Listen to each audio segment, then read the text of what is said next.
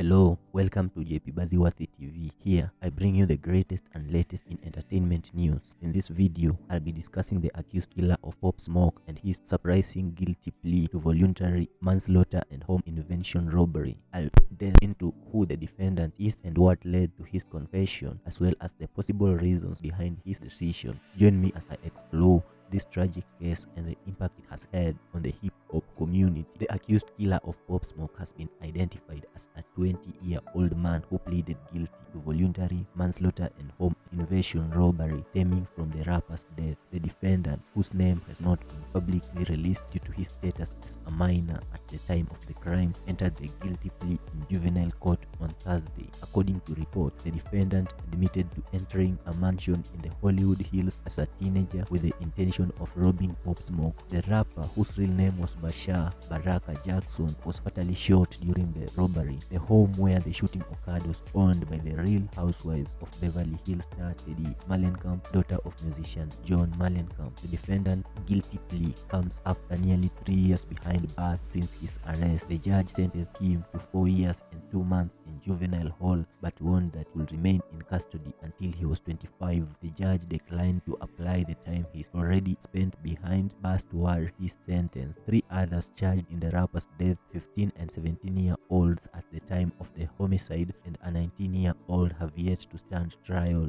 Prosecutors have alleged that the defendant, who pled guilty, orchestrated the deadly attack, scouting the mansion and helping to recruit others to take part. The accused killer confession came as a surprise to many, as he had previously pleaded not guilty to the charges against him. However, in recent weeks, there were reports that he was considering a plea deal that will see him admit to the crimes in exchange for a reduced sentence. The defendant's decision to plead guilty may have been influenced by a number of factors. For one, he may have been concerned about the possibility of facing life prison if convicted at trial.